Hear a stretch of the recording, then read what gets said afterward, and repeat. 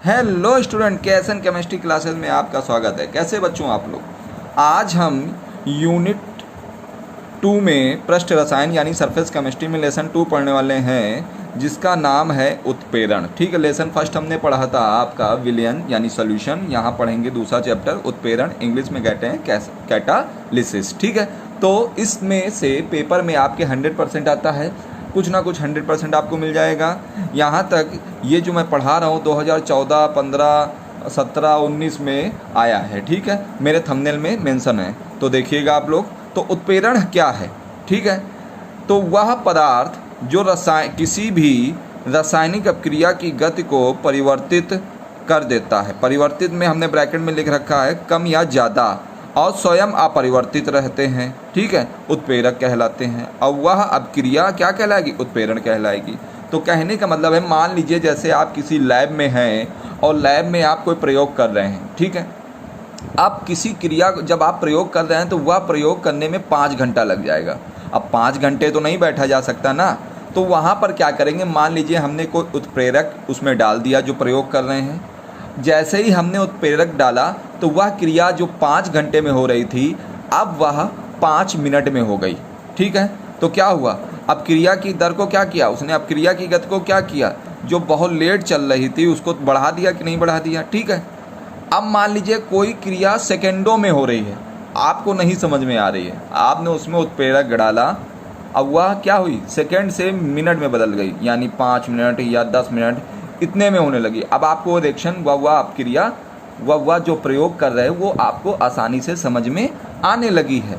तो ये चीज़ कहलाता है आपको कि वह अपक्रिया जो रासायनिक अपक्रिया की गति को परिवर्तित कर दे, यानी कम कर दे या ज़्यादा कर देता है, और स्वयं में अपरिवर्तित रहता है, यानी जो उत्प्रेरक आपने डाला है उसमें वो क्या है, जैसा डाला था उसके भार में या उसके आकार में किसी प्रकार का कोई परिवर्तन नहीं होगा, अंत में आपको वैसा ही मिल जाएगा। तो वह जो पदार्थ आपने या उत्प्रेरक के रूप में यूज़ किया वो उत्प्रेरक कहलाता है। और यह जो पूरी क्रिया हो रही है, यानी आपने जो क्रिया कराई है और उस क्रिया में जो उत्प्रेरक डाला है, या पूरी जो क्रिया है वह अभिक्रिया ही उत्प्रेरण कहलाती है। ठीक है, आइए उदाहरण के माध्यम से समझते हैं, आपको 100% समझ में आएगा। ठीक है, देखिए ये लिखा हो KClO3, इसको बोलते हैं पोटेशियम, Cl O3 को बोलते हैं क्लोरेट, K को बोलेंगे पोटेशियम, Cl O3 को बोलेंगे क्लोरेट। यहाँ पर मैंने कैटालिसिस यानी उत्प्रेरक जो ले रखा है मैंगनीज डाई ऑक्साइड, Mn को बोला मैंगनीज, 2 को बोला डाई, O को बोला ऑक्साइड, K को बोला पोटेशियम, Cl को बोला क्लोराइड। ठीक है, और इधर क्या है, ऑक्सीजन। ठीक है, तो देखिए यहाँ पर पोटेशियम क्लोरेट से पोटेशियम क्लोराइड और ऑक्सीजन बनने में मैंने कौन सा उत्प्रेरक लिया, मैंगनीज डाई ऑक्साइड, यानी जैसा क्रिया में मैंने लिया था वैसा ही मुझे अंत में ये प्राप्त हो जाएगा मैंगनीज डाई ऑक्साइड। अगर ऐसे नहीं समझ में आया तो इस तरह समझिए। देखिए अथवा करके मैंने वही रिएक्शन लिख रखी है, KClO3 पोटेशियम, Cl O3 को क्लोरेट बोलेंगे, ये मैंगनीज डाई ऑक्साइड, इसको गर्म किया तो देखिए अब इसे KClO3 को तोड़ दिया, किस में तोड़ दिया, KCl में टूटा और O2 में टूटा। ठीक है, ऑक्सीजन में, तो KCl को बोला, K को बोला पोटेशियम, Cl को बोला क्लोराइड, O2 क्या है, ऑक्सीजन है। अब देखिए ये मैंगनीज डाइऑक्साइड एक प्रकार का क्या था, उत्प्रेरक है। ठीक है, MnO2 जैसा लिया था, अंत में देखिए आपको वैसा ही मिल गया, इसके किसी प्रकार के स्ट्रक्चर में कोई परिवर्तन लग रहा है, MnO2 यहाँ लिया था, MnO2 यहाँ, यानी जैसा अभिकारक लिया था उत्पाद में भी अंत में मुझको वैसा ही मिल गया, इसमें कोई परिवर्तन, इसके भार में या आकार में कोई परिवर्तन नहीं हुआ है, इसलिए ये एक उत्प्रेरक का काम करेगा। ठीक है, तो यही आपको बताना चाह रहे हैं कि वह अपक्रिया जो रासायनिक अपक्रिया की गति को बढ़ा देता है या घटा देता है और स्वयं में अपरिवर्तित रहता है। तो ये जो उत्प्रेरक है ये स्वयं में अपरिवर्तित, जैसा शुरुआत में लिया था अंत में आपको वैसे ही मिल जाता है, तो यह क्रिया कहलाती है, इसको कहेंगे उत्प्रेरक। और ये जो पूरी क्रिया आप देख रहे हो ये कहलाती है उत्प्रेरण। ठीक है, यानी ये है MnO2 क्या है, उत्प्रेरक है, और ये जो पूरी क्रिया हो रही है KClO3 से KCl और ऑक्सीजन बनने में ये कहलाएगी उत्प्रेरण। समझ में आया? तो अब आगे देख लिए उत्प्रेरण के प्रकार। उत्प्रेरण के वैसे 2 प्रकार हैं, समांगी उत्प्रेरण, विसमांगी उत्प्रेरण। समांगी उत्प्रेरण को होमोजीनस कैटालिसिस कहते हैं और इसको कहेंगे हेट्रोजीनस कैटालिसिस। तो चलिए आगे देखते हैं। समांगी उत्प्रेरण में होमोजीनस कैटालिसिस क्या है? बहुत सिंपल है, कठिन नहीं है, बहुत सिंपल है, ध्यान से देखिए। वह रासायनिक अपक्रिया जिसमें अभिकारक व उत्प्रेरक समान अवस्था में हो समांगी उत्प्रेरण कहलाता है। समान अवस्था यानी आप भी जानते हो कि पदार्थ की 3 अवस्थाएं होती हैं, ठोस, द्रव, गैस। कितनी अवस्थाएं होती हैं? 3, ठोस, द्रव और गैस, ये 3 अवस्थाएं होती हैं। तो वही कह रहा है वह रासायनिक अपक्रिया जिसमें अभिकारक व उत्प्रेरक समान अवस्था में हो समांगी उत्प्रेरण कहलाता है। तो देखिए मैं आपको बता दूं, मैंने एक रिएक्शन लिख रखा है SO2 सल्फर डाइऑक्साइड, O2 को ऑक्सीजन कहते हैं और ये है नाइट्रिक ऑक्साइड। ठीक है, इधर क्या बना? SO3 सल्फर, S को बोला सल्फर, 3 को बोला ट्राई, O को बोला ऑक्साइड, S को बोला सल्फर, 3 को बोला ट्राई, O को बोला ऑक्साइड, NO को क्या कहेंगे? वही नाइट्रिक ऑक्साइड। ठीक है, अब देखिए अब क्या होगा। अब यहाँ पर देखिए ये जो इतनी चीज़ ले रहे हैं हम, SO2 और O2 ये अभिकारक है और NO क्या है? उत्प्रेरक है।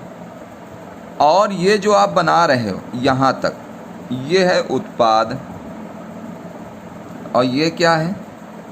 ये है आपका उत्प्रेरक। ठीक, तो हमको इधर से केवल मतलब है, ध्यान से देखिएगा। देखिए सल्फर डाइऑक्साइड क्या है? गैस है। ऑक्सीजन क्या है? गैस है। ठीक है, तो अभिकारक क्या हो गया? गैस अवस्था हो गई। और जो ये उत्प्रेरक है नाइट्रिक ऑक्साइड, ये भी गैस है। तो यानी अभिकारक और उत्प्रेरक क्या है?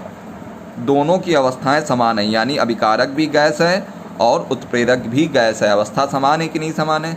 तो ये कहलाएगा समांगी उत्प्रेरक। ठीक है, तो ध्यान रखिएगा। और देखिए नाइट्रिक ऑक्साइड जैसे लिया था अंत में वैसे ही प्राप्त हो गया। तो कहने का मतलब है जब अभिकारक और उत्प्रेरक की अवस्थाएं समान हो, या तो एक गैस गैस में हो, या तो सॉलिड सॉलिड में हो, या लिक्विड लिक्विड हो, यानी अभिकारक और उत्प्रेरक दोनों अवस्थाएं समान हैं और समान हो, तो समझ जाइएगा ये समांगी उत्प्रेरण है।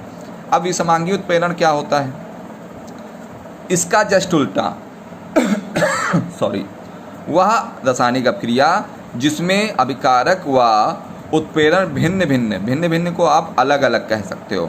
वह रासायनिक अपक्रिया जिसमें अभिकारक व उत्प्रेरक भिन्न भिन्न अवस्था में हो विषमांगी उत्प्रेरण कहलाता है। देखिए जैसे हाइड्रोजन लिया और ऑक्सीजन लिया, ठीक है, और उत्प्रेरक क्या ले रहे हैं? प्लेटिनम। क्या बन रहा है? जल बन रहा है। और ये क्या है? उत्प्रेरक प्लेटिनम। जैसा यहाँ पर अभिकारक में लिया था वैसा ही मुझे अंत में उत्पाद में मिल गया। ठीक है, अब देखिए हाइड्रोजन और ऑक्सीजन क्या है? अभिकारक है और प्लेटिनम क्या है? उत्प्रेरक है। अब हाइड्रोजन क्या है? गैस है। ऑक्सीजन क्या है? गैस है। परंतु प्लेटिनम जो उत्प्रेरक के रूप में ले रहे हैं वो क्या है? सॉलिड है। ठीक है, सॉलिड मतलब ठोस है। तो देखिए अभिकारक यहाँ गैस हो गया और उत्प्रेरक क्या हो गया? ठोस हो गया। तो दोनों की अवस्थाएं बदल गई कि नहीं बदल गई? अभिकारक गैस के रूप में है, यानी हाइड्रोजन और ऑक्सीजन क्या है? गैस है। और प्लेटिनम जो उत्प्रेरक है वो क्या है? प्लेटिनम जो उत्प्रेरक है वो सॉलिड है।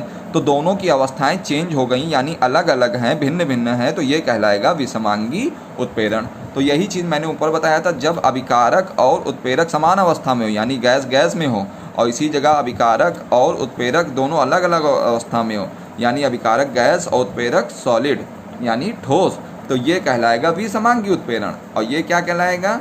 ये कहलाएगा समांगी उत्प्रेरण। तो समझ में आया? तो चलिए आपको उत्प्रेरण एक बार फिर से रिपीट कर देते हैं। उत्प्रेरण क्या है? वह पदार्थ जो रासायनिक अपक्रिया की दर को क्या करता है? बढ़ा देता है या घटा देता है और स्वयं में अपरिवर्तित रहता है, तो ये कहलाता है उत्प्रेरण। जैसे उदाहरण के माध्यम समझिए, पोटेशियम क्लोरेट लिया, K को बोला पोटेशियम, ClO3 को बोला क्लोरेट।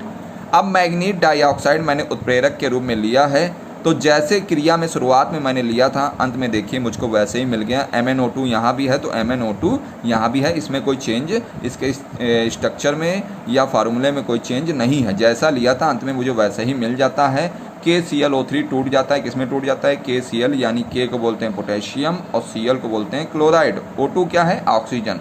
KClO3 इसमें टूट जाता है और मैग्नीज डाइऑक्साइड जैसे शुरुआत में उत्प्रेरक के रूप में लिया था अंत में मुझे वैसे ही मिल जाता है। तो ये क्या होता है? स्वयं में अपरिवर्तित है, परंतु रासायनिक अपक्रिया की दर को बढ़ा रहा है या घटा रहा है, तो ये कहलाएगा आपका, ये पूरी जो क्रिया कहलाएगी ये कहलाएगी उत्प्रेरण। ठीक है, अगर ये वीडियो आपको अच्छा लगा है तो ज़्यादा से ज़्यादा लोगों को शेयर करें, ज़्यादा से ज़्यादा लोगों को सब्सक्राइब करने को कहें, और साथ ही साथ अगर आपको ये वीडियो पसंद आ रहा है तो तुरंत इसको लाइक ज़रूर किया करिए। अगर वीडियो देखते हैं पूरा तो लाइक करिए। और वेरी मोस्ट इम्पॉर्टेंट चैप्टर है, ध्यान पूरा बने रहिए मेरे साथ। ये लेक्चर 1 है, ठीक है, ये लेक्चर क्या है, 1 है। तो अभी बहुत सारे लेक्चर हैं, मेरे साथ बने रहिए। अगर ऑनलाइन क्लास से मेरी जुड़े हुए हैं, ऑनलाइन ही इस साल क्लासेस चलेंगी, इसलिए मुझसे जुड़े रहिए, आपको 100% फ़ायदा मिलेगा। मेरे पिछले साल के बच्चों को देख लीजिए, यहाँ तक 76, 74, यहाँ 72, 84, 80 ऐसे केमिस्ट्री में सबके नंबर आए हैं, ठीक है। तो बहुत अच्छे नंबर आए हैं, 84 मतलब, ठीक है। अनुराग यादव हैं, या मतलब बहुत से एक हैं, ठीक है, मोनू गुप्ता हैं, इनके सबके 80-80 नंबर केमिस्ट्री में आया। तो अगर अच्छे नंबर आप लेना चाहते हैं, हमारे पिछले साल के बच्चे जो ट्यूशन में थे तो उनमें भी अच्छे बच्चे उन्होंने नंबर प्राप्त किए हैं, आप भी हमारे ऑनलाइन क्लासेस के माध्यम से प्राप्त कर सकते हैं, ठीक है। तो ठीक है, आज के लिए इतने काफ़ी है। जय हिंद, जय